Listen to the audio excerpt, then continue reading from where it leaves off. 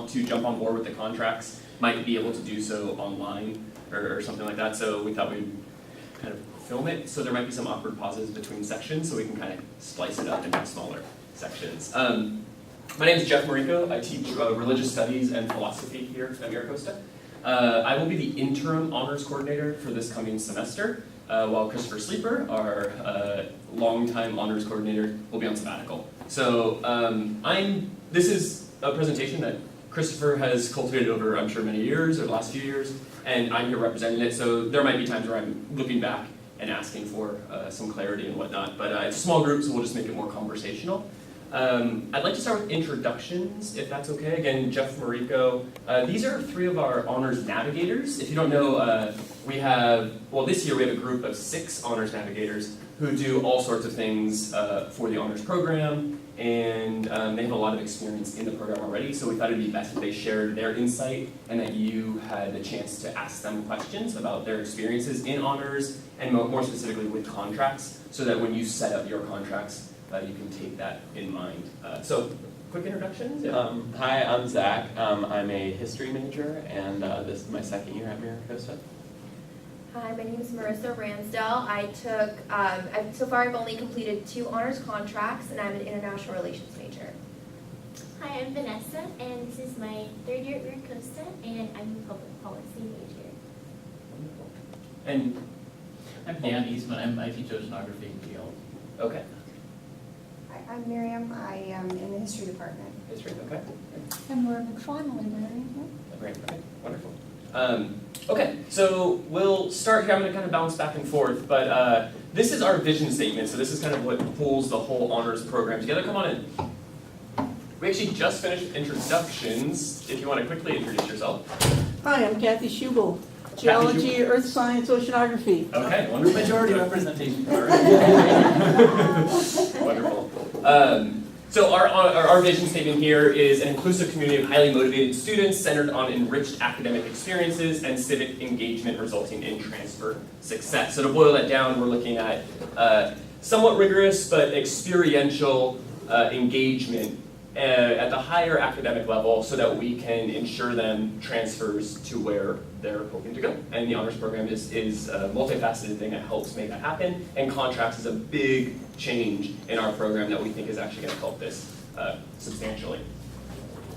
Okay, a quick history of the honors program. I don't want to spend too much time on this, but I want to give you a sense of how we came to where we are now. So, long before I was here, the honors program was just kind of getting off the ground, and it wasn't very well managed. There wasn't a ton of oversight. The rigor wasn't really there. But there was clearly a need to develop some kind of honors program on campus, or a desire to. And it started with these honors enrichment sections. They were very small, not well attended, again, not a ton of oversight. We really wanted to kind of bulk it up a bit to make more students, make it available to more students, but also to get more faculty on board. So for the last 8 or so years is basically how our honors program has run all the way through. We've had standalone honors courses. A standalone honors course is typically a smaller course than your typical classes. So for example, in religious studies and philosophy, we have a maximum of 35 students. If I taught an honors standalone course, it would bring it down to 25, so you have a little bit more personal interaction. Other courses, I think in literature, for example, their cap is 25, it would drop to 20, and other courses, 40 would drop to 25 as well. So there's kind of an advantage for both the students and the faculty to have these smaller standalone courses. What we came to find is that there weren't enough of them, and we weren't serving enough students, we weren't serving enough disciplines, and we weren't serving necessarily the right kind of students. So just 2 years ago, we introduced these honors contracts, which you're all here to learn a little bit more about, but we're really proud of them. We're really excited to see where they're going and how they're going to change not only the honors program, but we're hoping the entire kind of intellectual conversations that we're having on campus. So we're really going to focus on that contract side of things, but we're also here to answer questions about the honors program in general, standalone courses, which we still have, and more specifically, contracts. So I'm going to give you a brief kind of overview of what a contract is, and then I'd like our student panel to talk a little bit about their experiences, because we have in this group people who have taken honors courses, standalone, hybrid, contracts, and have any of you done any online?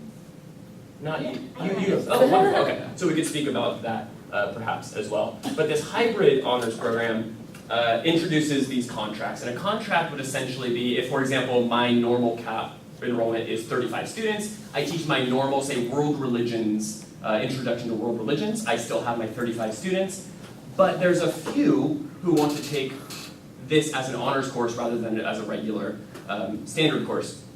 Either I approach them or they approach me. We'll talk about how to make contact and what's maybe the best practices in line with that.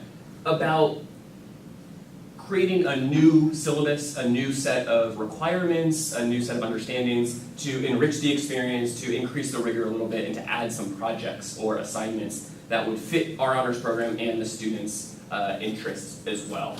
So if I could ask you guys maybe briefly just talk about your experience with the contracts, and then we'll get into more specifics in a bit here.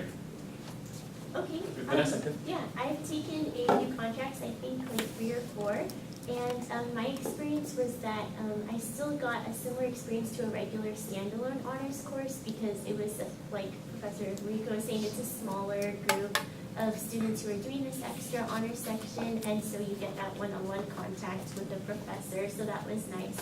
And what I liked about contracts was that they were a lot more flexible.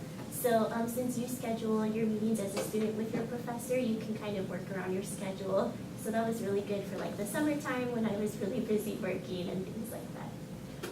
Yeah, I've completed 2 honors contracts so far, and it's been a really good experience for me. I really enjoyed working on projects that I've later taken to conferences. I've had the opportunity to present at 3 different conferences, the Omni, the UC Irvine Conference, and Western Regionals as well. And so that was a lovely experience for me that I wouldn't have gotten had I not decided to sign a contract in a class. And that's something that I've really definitely enjoyed and taken from it.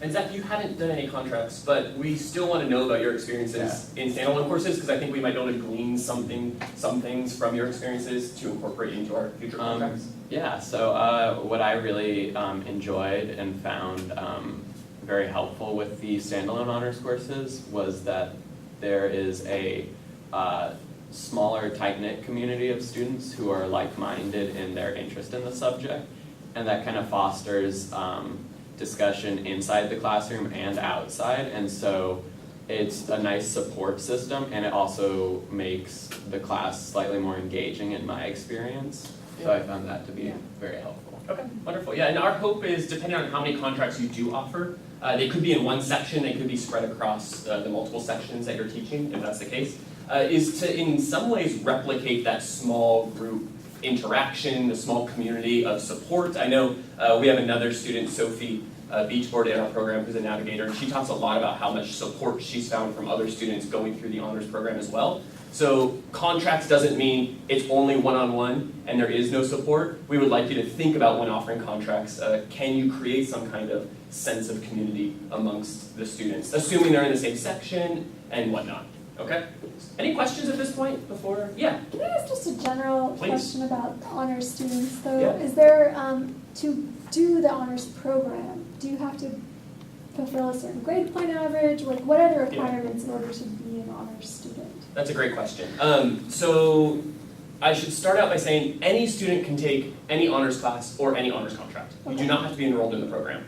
In fact, 66% of our students who took honors contracts last year were not in the honors program. Okay. So a large majority of our students are actually just interested in a subject, want to take it to the next level, are maybe interested in honors, and they use contracts as a stepping stone into that world, which can sometimes be intimidating, and so you don't need to be enrolled in the program. However, we do encourage students to enroll in our program, and there are some requirements. So if you're coming out of high school directly, and I might need to kind of reference here, but we look for a 3.25 GPA.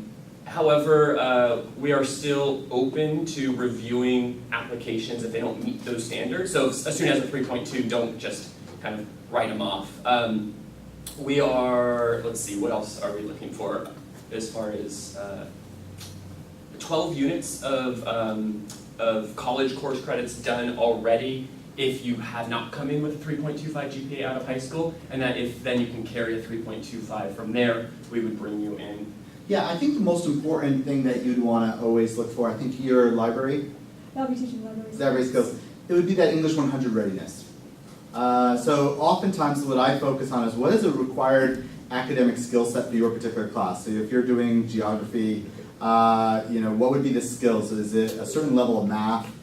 Is there a certain level of comprehension of that particular skill? Because I don't want to exclude students from this academic curriculum, obviously, but obviously they need to have a set of skills that perhaps you can build on in order to do that work. So usually, for the majority of classes, we're going to say English 100 readiness, but obviously if you're doing Calc 100, we want to make sure that you have gotten like a B or A in a pre-calc class, right? So that would be the prerequisite. So usually, I'm not so much focused on GPAs, because I think GPAs are oftentimes a state of who you were working with, or perhaps where you were as a student at that time. And so I think of the baseline skill set, a strong set, for that particular toolbox. So for yours, it might be English 100 readiness, but also access to a computer, regular access to a high-speed internet. So those might be before you go into a contract. And Jeff will talk about the diagnosis, but those would be some of the things I talked about. Okay,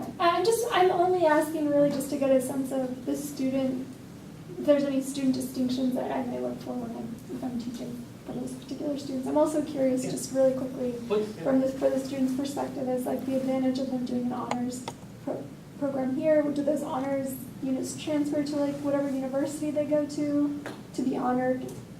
Yeah. Are their honors honored at their institution? 'Cause Yeah, there are a number of advantages to being in the program and completing the program. Okay. So there are transfer agreements, there are preferences given to certain honors. We have an honors to honors agreement with UC Irvine, for example. We were all at UC Irvine until almost 1 in the morning yesterday, so we're a little sleepy-eyed here. We toured their campus and learned about their honors program, and actually visited some of our honors students who have taken advantage of that honors to honors transfer program and are doing quite well there now. So there's all sorts of advantages, and we can talk more about those. I think there's just general ones. Yeah, Sure, I yeah. kind of understood why. And there's a ton of more specific kind of things that we can go over kind of on a one-on-one basis as well. So is there anything you guys want to say about that? I Yeah. just have one quick thing. Please. I don't know if this was your question, but I do want to say, even if you don't go to one of the schools that we have a transfer agreement with, yes, honors stays on your transcript, like no matter where you go, so they will get credit for it.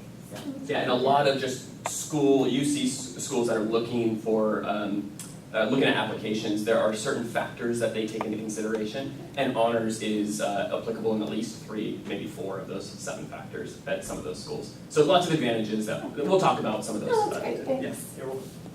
Okay, so types of honors courses, again, this is kind of review because I already talked about it, but we have those standalone courses, and we still have those standalone courses. We have, I believe, 6 offered this semester, but we tend to have between 8 and 10 per semester, but we're really boosting our honors contracts numbers so that we can reach more students and more disciplines. We felt like the standalone courses sometimes are hard to fill, sometimes we're trying to map it out to represent a variety of disciplines. With contracts, a lot of that goes away because we can do it a little more naturally across all of the disciplines.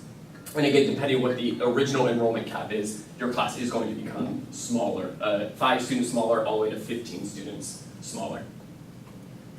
Okay, so what is the honors contract system? We're going to basically spend a lot of time here because I want you to understand what this is all about before committing to it.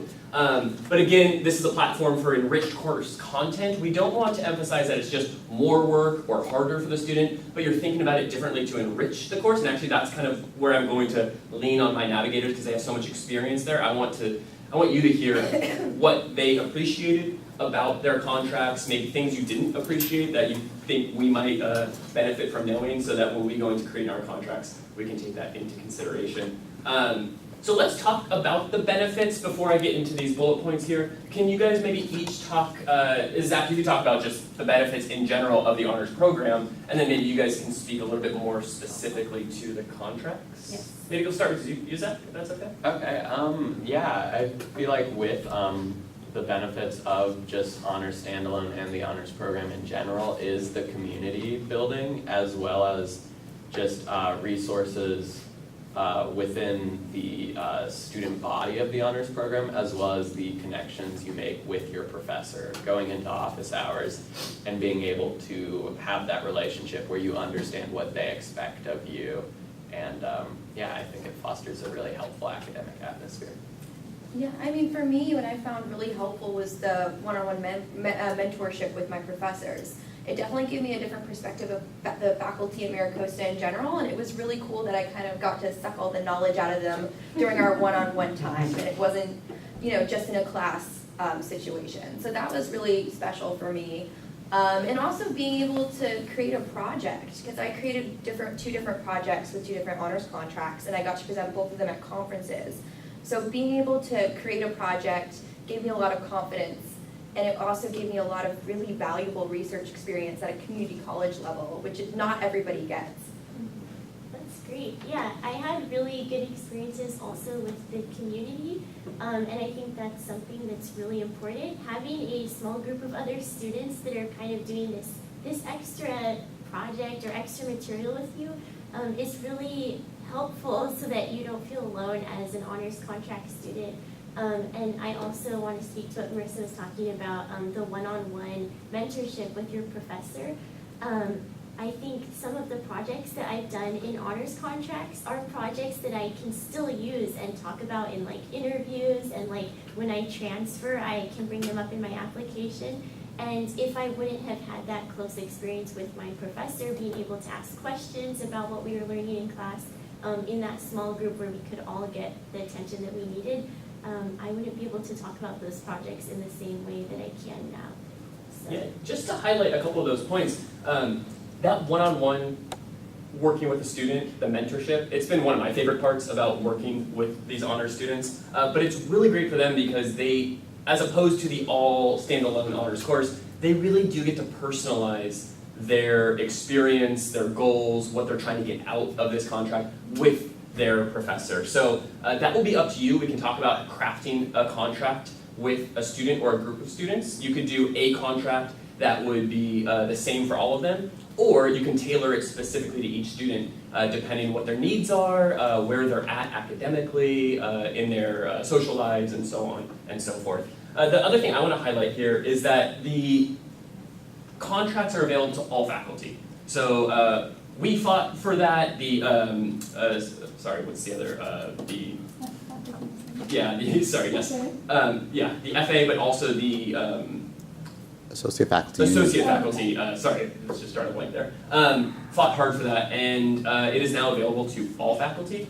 We do ask that, of course, you speak with your chair and your dean beforehand. We've kind of given them purview over this. But, and to make sure that the course itself is ready to be taught as an honors course. Not all courses are just ready. They have to be put through our program and review. So it's something that you'll want to check. I have a list up here of classes that are already approved, some that will be further approved next year, and we can talk also about how you might go to get a course approved if it's not already. Questions at this point before we move on? Are you going to come back to talking specifically about projects? Like Yes. you mentioned these projects, so I would like to hear more about Yeah, that. and But I mean, if that's coming later, we can will, but maybe this is a natural point too, because we're talking here about these creative projects. This is one of the goals or benefits from the honors program.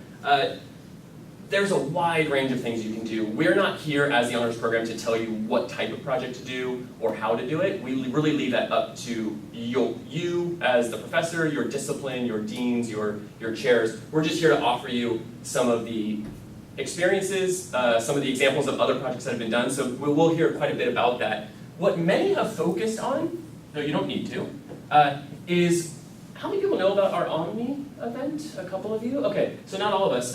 We have a student conference that we host every single semester on our MiraCosta campus. We actually have been doing it at the San Elijo campus. Omni, Latin for all, meaning it's open to all disciplines, all people, not just honors students, not any specific disciplines. And I have attended the last, 5 or 6 in a row. They're fantastic. Lots of faculty come out. If you haven't been out to one yet, come on out. It's a really wonderful thing to see, but it's a showcase. It's a space for students to give formal presentations based on the research that they've done, It does not need to come from an honors contract or an honors course. Many of them do though. So a lot of the faculty create these projects with the hope that a student may decide to take their work out to the public, to share their experiences, to share their expertise in their research project. And they've been very successful, and actually many of our students, we'll hear about it here, have gone on from that Omni Showcase to present at conferences in Irvine, at Stanford, at Berkeley, at Riverside, at, all over the place. So do you guys want to talk quickly about your honors projects that you've done in contracts or standalone courses? And maybe you could even talk about what you did with it thereafter. So I focused my project on taking a look at cowboy folk songs and contrasting them with depictions of cowboys in media representation, like film and film mostly actually. And this is a history class? History course, Okay. yes, and taking a look at how that idea of the labor worker gets kind of diluted into a figure of kind of white supremacy, and how that gets played with as politics change. And I actually, I started that in my history course with Professor Sleeper, and I took that to Omni, and it was my first oral presentation, and I was pretty nervous actually to give a talk, but Omni is a great place to test out your public speaking and just like opening up your research to questions and getting feedback. And now I'm hoping to take that to other conferences like HTCC and all across, hopefully. And can I ask you real quick before we move on, Zach? What was the original project? Was it originally conceived to be a presentation in class, or was it a written paper? Oh, yes, it originally was a written paper that I adapted into a PowerPoint. Okay, and I want to hear, of course, from you too, the two others on our panel, but I wanted to quickly show you, on our YouTube page, if you just type in Honors MiraCosta, we have our own YouTube page here, and if you're interested in what some students have done with their projects, a lot of these have come out of contracts.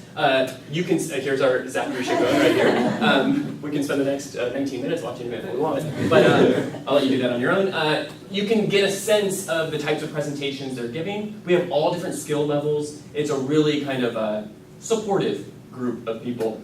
Students, faculty, family come out. It's a really wonderful event. So Marissa? Okay, so for my sociology course, I actually distributed a survey around campus. I collected about 179, although I only ended up being able to use a small portion of those surveys once I figured out what my focus really was. And I was basically looking at how gender and political affiliation might affect an individual's perspective of various feminist issues.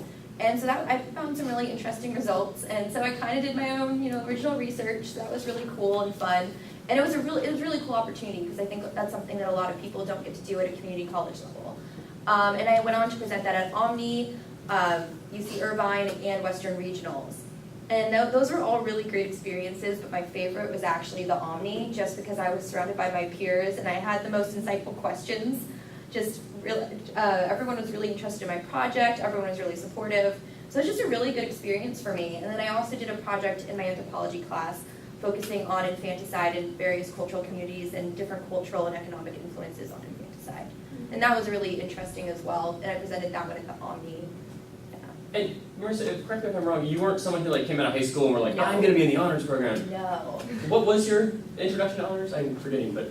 Okay, so I didn't take any AP or honors courses in high school. I decided to do an honors contract on a whim. My professor just kind of mentioned the opportunity, and I was going through, I had a bad week the week before, so I was just trying to say yes to new opportunities the next week to try and just change things and, start doing new things and change things up a little bit. And so I said yes, just completely on a whim, and it ended up being a really cool introduction to honors, research, and just the faculty at MiraCosta in general. So it was really cool. I kind of stumbled into honors. You stumbled yourself. Yes. I did. Do you want me to share? Yeah, sure. I had a Let's run similar that theme. experience, to Marissa. My high school didn't offer any honors or AP classes, so I had no idea really what honors was. And when I came to MiraCosta and I was enrolling for classes, I actually enrolled in an honors course, a standalone, by accident. And I remember just being super nervous about it and not knowing if I could handle it. And it was challenging, but I ended up really loving the class that I took in anthropology. That influenced my major decision and like everything. And I love honors now, so it really impacted my life. And then you've done how many conferences? I've done 7. 7 conferences, okay. Yeah. And can you tell us about one of your projects, maybe not all 7, but Yeah. one of them? Yeah, one of the most recent things I did, it was research kind of like Marissa's project. I did a presentation and a research project based on the evolutionary explanation of procrastination. And so that was a lot of fun, and I got to present it at Omni. Like everyone was saying, it's really supportive. Everyone's really kind and like excited to learn about each other's projects. So that's a great like first place to start. And then I also presented it, actually that one's kind of new, so this year I'll present it at some new places. Okay. But yeah, that was one. And was your original, so in the contract for the course, was it a paper? Did you conceive it as a presentation with the instructor in the beginning? Yeah, that's a good question. It ended up being a presentation even just for the class, but we did have little papers where we kind of just shared our progress with our research to build up to our final project. Okay. And something we're going to talk a lot about is it's one thing to boost up the academic rigor and enrich the course in that way, but one thing we really want to emphasize is that student-mentor contact, having regular, consistent contact, establishing office hours and meeting times in the actual contract so that we know you're not setting up a student to do a very difficult project and then they're left on their own, but that there is that mentorship there. That's something we don't want to overlook. And actually, when we're talking about the more fundamentals of getting a contract approved, I'll be one of the eyes looking at those contracts, and one thing I'll be looking for is that maintained consistent contact that is explicit in there, because we want to make sure, I'm sure you'll talk more about it, but that mentorship, those office hours, really help the student grow in a way that, you know, assigning a couple extra readings and adding 5 pages to a paper just don't do. So we want to focus more on that side of things rather than just making it harder for the sake of it being harder. Okay. Questions so far? Yeah. Would that replace assignments for the others? So like, let's say I had a standard research question for all of the students. I said, okay, look at these documents and da-da-da-da. You write this paper, but I said, okay, the world's your oyster to the honors person, so that they wouldn't have to do that. In addition to that, we could. Yeah, we give you a lot of latitude, a lot of flexibility. So it's your judgment call. You're the instructor. If you think this set of questions will be good for the general class, but I want to do a different set of things, not even a different set of questions, but a whole different set of projects potentially, we leave that up to you. We're not here to tell you how to teach your class or what discipline. We're here to tell you best practices, what has worked, give you some experiences, and then let you build from there. And our hope is you won't just teach contracts one semester. You can tweak it, right, and see what works. So, yeah, definitely. You have questions? I'm wondering how many of these like presentations for Omni and in general like are individual projects, or if there's collaborative projects that you guys do through this? Most definitely. I think it's been more individual projects, but we are open and excited to include more group projects, panel presentations. I know, for example, Sean Davis in sociology does a lot of group work, and he has taken a lot of that group work into more formal presentations, showcases. So yes, we are interested and supportive of all of those, for sure. Other questions before I move on? Okay. Student contract benefits, we probably covered quite a bit of this, but again, something that we're really excited about is we're representing more disciplines. It's not just history and anthropology. We now have earth sciences and library sciences and literature and religious studies and philosophy, and we're just really branching out to a ton of different disciplines, and they are seeing that difference. 5 years ago, 3 years ago, our students were really kind of trapped in whatever courses we offered as standalone courses, and they just have so many more choices these days. Let's see, increased opportunities for historically underrepresented students. This is something that we fought for. We'll talk about one of our 3 program student learning outcomes is to keep equity and diversity and cultural competency at the forefront of our thinking in creating this program and adapting this program. A nice thing about contracts is that students who have non-traditional schedules have all sorts of different obligations and commitments outside of school. can now choose from a wider range of options. A lot of those honors courses tended to be Monday, Wednesday from 10 a.m. to 2 p.m. Well, some students have to take classes at night or on the weekends or online. We now have contracts available in all of those spaces, so we're seeing that more students are being served from a wider range of experiences and backgrounds, and it's really proving to change the honors program in total. Of course, we mentioned here on the panel increased transcript rigor. Having that H next to you is something that admissions people will see, but that they can speak to, more importantly, in their letters when trying to transfer to the schools they want to, and it hits a lot of those factors that we'll be discussing in a minute here as well. And then on a more kind of developmental way, we're just preparing students to be ready for those experiences at the higher level, at higher division classes, at the UCs, at the Cal States. And we've seen this through, we have a lot of our students, I think Professor Sleeper can talk more to this, but our students are in master's programs and PhD programs and doing so well all over the state and all over the country. And we like to think that some of what inspired them and equipped them to do so well was being involved in our honors program, giving presentations, taking that extra step toward their own academic goals. And then, of course, this personalized honors education is something I really like about the contracts in specific, or in particular, because you can really tailor it to the student. And we'll talk about diagnosing the student in a bit here. These are those factors. I'm not going to spend too much time on this, but just know that it's important and it really helps students transfer. So one thing, for example, that the UCs are looking for are academically selected honors courses or programs. So a student takes one contract course, one honors course, that's a factor that they can now emphasize and highlight in their applications. Here, they're looking for significant experiences or achievements that demonstrate your promise contributing to the intellectual vitality of campus. I mean, this is essentially what our Omni Showcase is. This is essentially what we're doing beyond the campus. We're going out into other communities. They're presenting at conferences all up and down the state. I don't want to overemphasize conferences. That is not something you have to include in your contract or an expectation that you might have, but I do want you to see the benefit of it, and a lot of students are really growing in many ways because of their participation in these conferences. And then lastly here, the completion of special projects undertaken in the context of your college curriculum. We are a project-based honors program, or that's what we're looking to emphasize in these contracts in our standalone courses. So you're really doing the student a huge favor when offering these honors contracts. Faculty benefits, so the one I already mentioned is you get a smaller class size. If you're doing the full honors standalone course. For contracts, you get that mentorship with the student, which I absolutely love. It's been like one of the best things about being here for the last 4 years. This data for future assignments, you can test something that you may not know will work or not work in the future. You've got a couple students who are going to give it their best. If it doesn't work with them, you might want to rethink it. If it really works with them, then you have tested it once and now we can kind of lay it out for a larger group. So it's a nice chance for you to kind of experiment in some ways with a student.